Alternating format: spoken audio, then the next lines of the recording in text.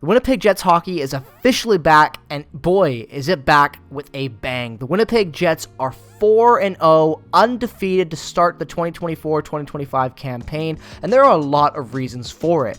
What's going on, everybody? Welcome back to the video here on Pig City Hockey. I'm so excited for this season all of a sudden. Like, don't get me wrong, my expectations were low, just as they were last year, because I really didn't know what to expect, you know? Were they going to be a better team? Were they going to be a worse team from last year? I wasn't exactly sure. And, you know, to be all completely fair, we still don't really know what this team's going to look like come, you know, the full 82-game season. But so far, 4 games in, the Jets are incredible.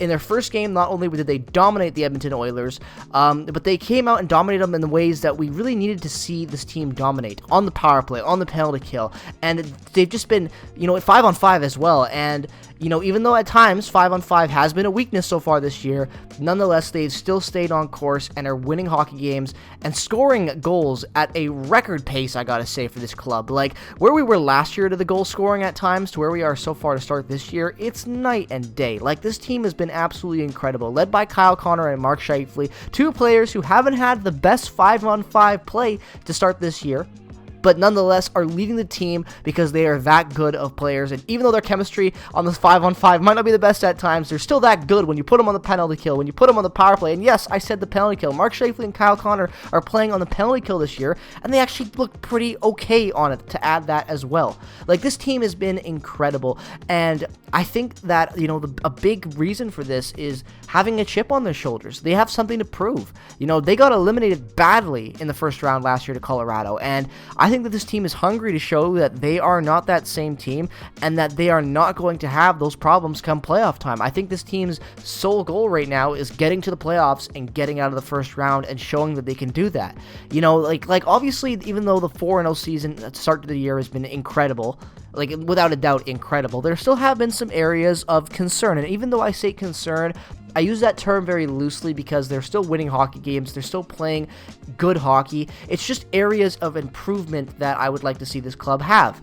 And, you know, going into this game against San Jose tonight, the Jets at times had struggled at 5-on-5. The second line especially hadn't really got going. It felt like the bottom 6, with the third line obviously of Lowry, Niederreiter, and Appleton, and then Kupari down there with Iafallo, and Barron, you know, they'd been playing really, really well, and Ehlers and Perfetti and Nemestikov hadn't really gotten going, and obviously it's early to say that, but they really were not playing good hockey in my opinion. That was the weakest link. It was the weakest link in my opinion going into the start of the year, and for the first 3 games of the year, it definitely looked like that was a problem with the second line and some chemistry.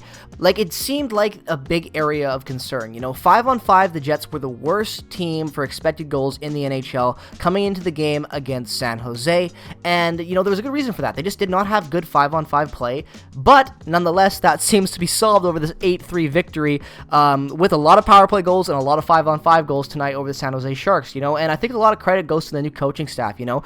You really see how the power play has progressed. You see the skill, you see the tenacity of it, you see also the speed with how the players are moving the puck, putting shots on net, and getting, you know, set up faster. The triangle is definitely in effect this year. You're seeing a lot of creative passing and confidence this year. Last year, no confidence on the power play, you know, and even with the power play being so good and Kyle Connor and Mark Scheifele struggling, you know, we've always known that this line and these guys have struggled 5-on-5.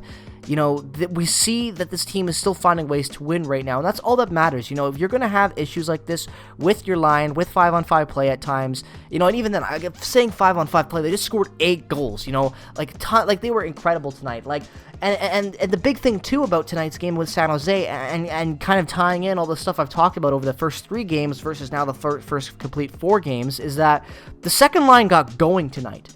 Like, they got going. Nemestikov had a goal. Nemestikov and Pionk both had a goal and 3 assists. Ehlers and Perfetti both had 2 goals and assists. Iafallo and Velarde had 2 assists tonight. Morrissey and Connor with a goal each. Scheifele and Miller with an assist each. Hellebuck with 19 saves to get the victory. With Cole Perfetti on the ice tonight, 21 shot attempts, 14 shots on goal, 7 goals.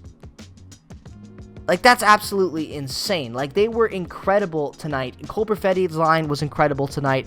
Mark Scheifele, you know, Kyle Connor, they can have their moments at times on 5-on-5 where they don't look as sharp. But if this line can actually get going, like we saw tonight, then this could be one of the most underrated aspects of this team, in my opinion, because we know how good the third line is. We know their usage. And Ehlers said going into this game that his line had put a lot of work in. They had a lot of chemistry building opportunities in practice, and they felt really good going into this game. Now, honestly, I wasn't that big of a fan of Scott Arniel's decision so far of his deployment with the top six, not because it's a bunch of bad players, but because there's just slight things that I think if you tweaked it, you would get a more consistent 5-on-5 scoring threat. Tonight, it seemed like even with these lines having their problems the first 3 games and their history of having problems, it didn't matter. It seemed like they were able to really build on some chemistry and get going. Now, all of this is against a bottom feeder in the San Jose Sharks, but in years past, we've seen the Winnipeg Jets fold to teams like the San Jose Sharks and lose games to San Jose that have affected their chances to win a division and, stay in that top-tier hunt for a playoff positioning. They need to win games like this, plain and simple, and they did tonight. They did it in dramatic fashion, in glorious fashion, to remain 4-0 to start this year. And I think that even like I said, there's a lot of issues with the 5-on-5 play. There's been some cause for concern, and I say that again really loosely because they're 4-0. Like, it's really hard to say cause for concern when you're 4-0 to start the year. But nonetheless, I still think that this team has some areas to tweak out and work out, and they definitely did that tonight. We saw that with the second line. Nikolai Ehlers was incredible tonight. So overall, I think that even though there have been some cause for concerns, I think that the way that this team is playing, the way that they're building off of each win, and the momentum that they're gaining so far to start this year cannot be understated. I think this team looks very dangerous, in all the areas that I was worried about this team going into the season. So far, I've had some areas, it still hasn't been perfect, but nonetheless, I feel like there is a lot of reason to be celebrating right now in Winnipeg. Things are looking good. 4-0 to start the year. Like, God damn it, 4-0. When was the last time the Winnipeg Jets went 4-0? I don't know if they've ever went 4-0 to start a year. Absolutely incredible. And then on top of it, we have the game on Sunday honoring Brian Little, which I cannot wait for. I wish I was going to be in attendance for this. So if you're going to be at this game, make some noise, make some extra noise for me, because Brian Little is my favorite 2.0 Jet, and I love seeing him get his flowers. The guy absolutely deserves it. Super important leader of this club in the early days and in the community for Winnipeg when this team first came back. Absolutely love Brian Little. So happy to see him getting his day. And all of this stuff is just so promising and so exciting. I just cannot wait to keep covering this year. It has been absolutely incredible.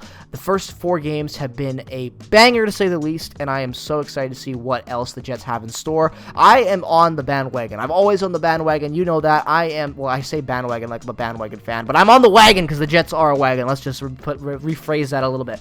I think this team is going to be incredible this year. So let me know your thoughts down in the comment section below about how you're feeling about these first 4 games. What do you think the team needs to improve or adapt to be slightly, more deadly going down the stretch? I'd love to hear guys' thoughts down in the comment section below. As always, make sure to follow me on Twitter, Instagram. Check out all the other affiliate links down in the description below. Thank you so much for watching this video. And also, thank you guys, because we just hit a combined 1 million views on this channel. That's absolutely insane.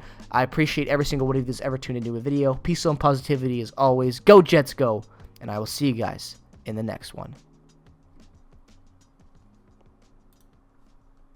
It'll all be over.